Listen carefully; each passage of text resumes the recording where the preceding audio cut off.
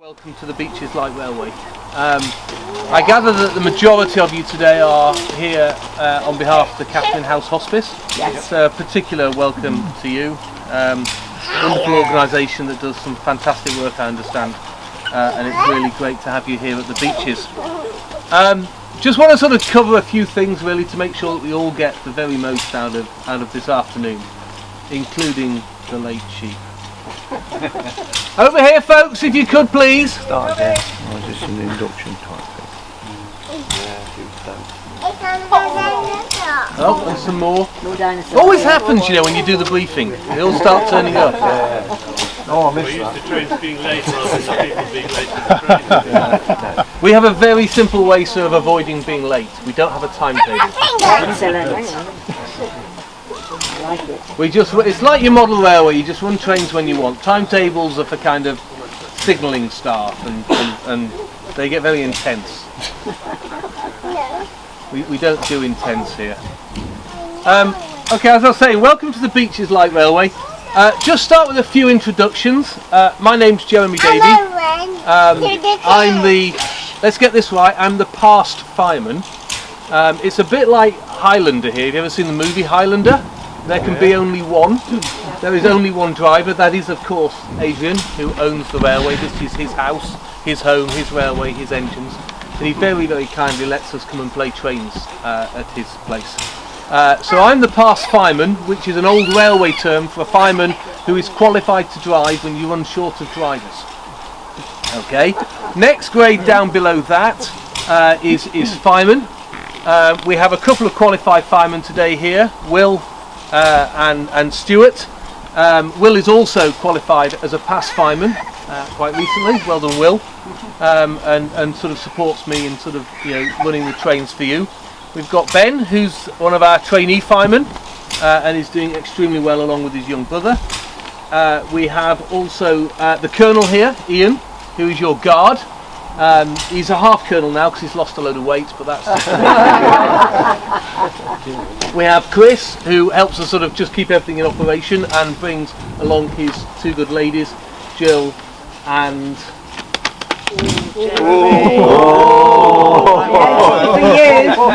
No teachers. I keep wanting to say Julie, but it's not. No, It's it's the the other other one. one. That's the other one. Oh, help me out here, someone. It's just slipped my head. Normally phone insults at me. So Sorry? don't really call me by my name. I know, but your name has just completely slipped my head. I'm going to have to get Facebook out. Jane, thank you. I knew it'd be on Jane. I'm really sorry, it's terrible, but I'm just having one of those days. No. And Will be acting as our controller today, by the way, until his dad Nigel turns up later this afternoon. The locomotive I'm sat on now is number 19B. Now 19B is extremely special. If you're into narrow gauge railways, this is the Flying Scotsman of the narrow gauge. It was built in 1889 by Sharp Stewart in Glasgow to run on the Darjeeling Himalayan Railway in India. It is the only Darjeeling Himalayan Railway B-class ever to have escaped from India. No more will ever escape. It escaped in the 1960s when it was put in the scrap line at Tindaria, and an American called Donnelley rescued it from the scrap line, got Tindaria to do it up to running condition, shipped it out to America and ran it at home. And then around the turn of the century, Adrian acquired it. Donnelley had died, it moved on to a museum who didn't want it. Adrian acquired it and brought it here. No more of these will ever escape. This is the only one, and it is virtually entirely original. Okay, so they were re-cylindered by Tindaria in their life, but this is the original wrought iron boiler of 1889. It's saturated, low pressured, it's 140 psi, wrought iron boiler with an arsenical copper firebox. All of that is completely original. It is the oldest working locomotive boiler in the world. Okay, we have to treat it with incredible care to look after it, but we are allowed to operate it safely by a wonderful boiler inspector, John Glaze, who knows all its little foibles and nuances and lets us run with it. So you're probably asking, why are we not running with 19 today? It's very simple. Number 19 uses a lot of water, we're in the middle of a drought, and we have a hose pipe ban. So it's not the fire risk, which it would have been in the summer, because these things were designed to throw sparks quite happily in monsoon conditions, where it's really hard to start a fire. In a climate change England in the summer, That's more of a problem. We do occasionally get fires, but the only reason we're not running 19 today, she's not broken, she's not poorly, is simply that we have a hose pipe ban. I'm really sorry, because it's really good fun to run it. But we can, of course, run the Hunslet, and next time you get the Jubilee line in London and go on to the extended bit out towards Docklands, just remember that Hunslet was built to build the Jubilee line extension, and when they were done with it in the tunnels, it came here. Okay, the carriages are replicas or lookalikes of Darjeeling Himalayan carriages, built by Boston Lodge at Portmaddock in North Wales on the Festiniog Railway, just coming up to 20 years ago. And they're wonderful to ride in, and you're welcome to ride in them as much as you want all day. Basically, how it works, we start running trains. At some point, the crew will grab a bit of lunch as well, and then we'll keep running the trains really until everyone gets bored, and then we'll put all the toys back in their boxes and go home. The parking arrangements today, I think you've already worked out, are down in the field, so hopefully that's worked for everyone. If anyone has sneaked in into the site before we closed all the gates and locked up, just a heads up now, you are locked in until we have finished playing trains. We don't unlock except in emergencies, because it really, trains and cars don't go well together, and usually the cars lose, but we can't let you out until we've finished running. Your objective today is really simple. It's to ride on the trains, to watch them, take photos and videos if you like, and to enjoy yourself. Okay, so if you've got any questions about them as we run through the day, please do just come and ask anyone in the team, anyone in the crew, what your questions are. There's two things I just wanted to highlight are really, really important. The first one is a safety thing. Please stay off the track. Okay, it's no good hanging out in the middle of the track, taking a photo of the train advancing, thinking I can get out of the way. It gives train drivers heart attacks. Okay, do not stand in the middle of the track. Do not walk along the track, because we have to assume that you will not move. And that means all sorts of hassles of putting brakes on and jerking the train around and people getting grumpy. And if we do hit you, the paperwork is horrendous. Okay? So if you want to cross the track to get up there and take pictures, wait till the train's gone past, cross behind it, go straight across the track and go to wherever you want to go. If you want to go somewhere along the track, cross it and then go alongside. Don't go down the rails, okay? If we find anyone on the embankment, I will get really, really grumpy, because there's no way to escape down there. Okay? The second thing, which is most important, is just to enjoy yourselves. It's an absolute privilege to come to the beaches. This thing is completely and utterly unique. There is no garden railway like it in the world. So just enjoy yourselves as much as possible. Any questions? When's this train go? As soon as you want it to, really. Any more questions? What does number 19 weigh? 27 tonnes in working order, sir. But they're not. What other railways has number 19 visited? Oh, zillions. So what we normally do is we have a day in the early part of the year, in the sort of end of the winter, and we clean everything, we cut back the undergrowth, we do all the maintenance on the engine, the boiler washout, the brake adjustments on the carriages, all those maintenance jobs that have to be done. We then run the train once or twice, and then we stick it on a low loader and we go on holiday together. So you take your caravan on holiday, or you take your boat or your canoe, we take our steam engine, okay? And we'll go away to North Wales, go to Festiniog and Welsh Island. That's quite good fun. We've been to Launton in Cornwall a couple of times. We've been to the Leighton Buzzard a few times. Anyone who's into narrow gauge steam will know Statfold. We've been there a bunch of times, including earlier this year. Got a wonderful relationship with our friends at Statfold. We've been to, did I say the Leighton Buzzard? We've been to Foissy in France, to the Somme, where the 2-foot gauge railways ran in the trenches there in the war, and we've operated her there. We've been up to Alston in my native Cumbria, which is always lovely to go and visit. What have I missed, guys? Southend Alston, done that.